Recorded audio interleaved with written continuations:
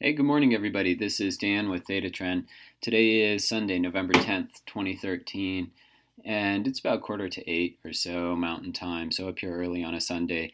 And in this video, what I want to do is a recap of some of the trade activity that I had take place last week. Had a couple of trades closed, neither of them in a good way.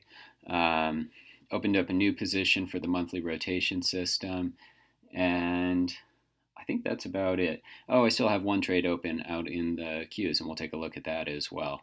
Before I get too far into it, what I wanted to say is that if you're new to Theta Trend, welcome. I'm glad that you're here. And out on Theta Trend, I always say that my focus is sort of on actionable trend following ideas using ETFs and options. And what I really mean by that is that I'm trying to show you how you can implement some of these trend following systems in your account, even if you have a small account, and realize that you can do that using just ETFs and options on ETFs generally. So with that, let's go ahead and jump right into the weekly recap. So this right here is a chart of EEM, and it's a year-to-date chart. I got involved with EEM, let me look at my notes here, back on Halloween, 10/31. All right. I didn't wear a costume, maybe you did, but here anyway, on 10/31, we got filled in EEM when there was this little bit of a pullback, and I had sold the 42.38 put vertical in the quarterly options. And it was a pretty short-lived trade, as you can see here. We got a little bounce around, got a little push higher, and then boom, we fell down. And I closed the trade here, 11.6. I want to call that, I don't know, midweek, early of last week, Tuesday, Wednesday, something like that. Closed that out, took a small loss on it. In this case, what I'd say is that EEM had gotten this trend reversal back here in September, early September, first week or so. And it was in this uptrend state for a while. And so, getting involved here after it had been in an uptrend for a couple of months is a little bit riskier just because the trend's been going and it's more likely to fail or to reverse. And that's what happened. So we're just sort of late to the party. Not a big deal, but we'll just move along. Let's take a look at the gold trade. I closed the gold trade I had opened up, and I closed that out on Friday. It was pretty clear at the end of the day gold was not going to make it back up above this average true range trailing stop, and so I just took the loss. I was sort of concerned to some extent that gold was going to gap down again lower this morning. For all I know, it's going to gap higher, but when it's clear that it's going to fail and I'm at the computer, I'll sometimes close these on the day the signal's issued. The gold trade was opened up back here, I believe, on 10:30. And this is a really good example. We'd had a little bit of an uptrend here, a little bit of a downtrend here. Then it looked like we were getting a signal to issue the beginning of a new uptrend. And this was just a failed move, essentially. Gold was up here, and then it fell down, and then it fell down some more.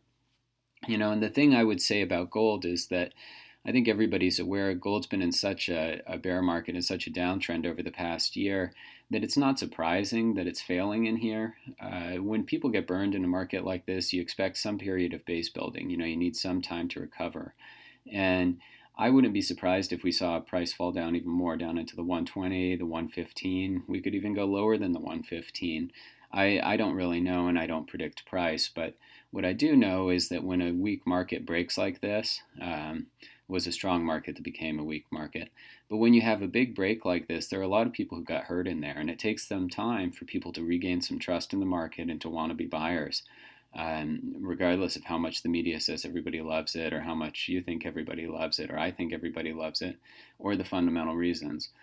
So at any rate, we're getting a little tangential here, but the gold trade here was a valid signal, and this is one of those places where you just the trade didn't work out, so we got out. There's not much I can do about it, and I will be looking for a short gold trade here now, some sort of a call spread, and it looks like the level there is around 129, but that'll probably be either sometime this week or later next week, or early next week, and I'll put something out on the blog when that takes place.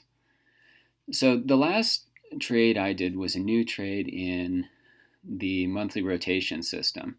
And since this is the first time we're looking at this, I thought I'd just show you. This is basically my ETF universe for the monthly rotation system. And this is all covered on the blog at www.thetatrend.com. So if you're not quite sure what I'm talking about, jump over there and there's a post about the monthly rotation system.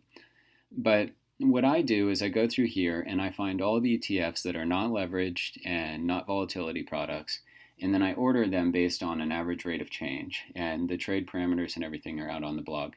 But this month, the top 3 spots were filled by TAN, FAN, and I think it was PBW, but I'm not positive at the beginning of the month if it was PBW or something else. But we'll just say that it's these 3. And what I did on, I guess this was Halloween, I went and I looked and I said, okay, well, what was the average rate of change for each of those a month ago? So instead of November 1st, October 1st. And I saw that over the past month, so during the month of October, the number 1 spot, TAN, and the number 3 spot, PBW, those guys actually weakened over the past month, and FAN got stronger. The average rate of change increased over the past 30 days. And since this is the first time the system is being traded and we're just initializing it, I just took a position in FAN because it was the only one that got stronger.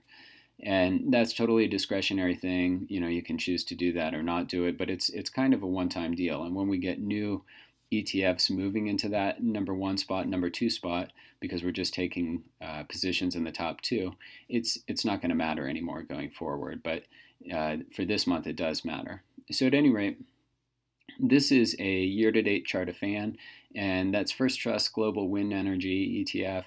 And incidentally, the top 3 spots right now, TAN, FAN, and PBW, are all alternative energy ETFs. So basically what we're saying is alternative energy is pretty strong right now. But I don't know what that was. I have to find my chart here. Okay, so here's FAN. And the shaded region is November 1st, so this is the day that we got involved. And this horizontal line here is the cost basis, so right around 1120. I'm not exactly sure going back when FAN came into the top 3, but that's okay. I mean, it's still a strong ETF, and the rate of change is increasing. And if it falls out of the top 3, we're just going to rotate into whatever comes in. So at any rate, that's all I have for this week. I hope it helps. Had a couple of closed trades. And I will keep you posted on what develops this week. Thanks for watching.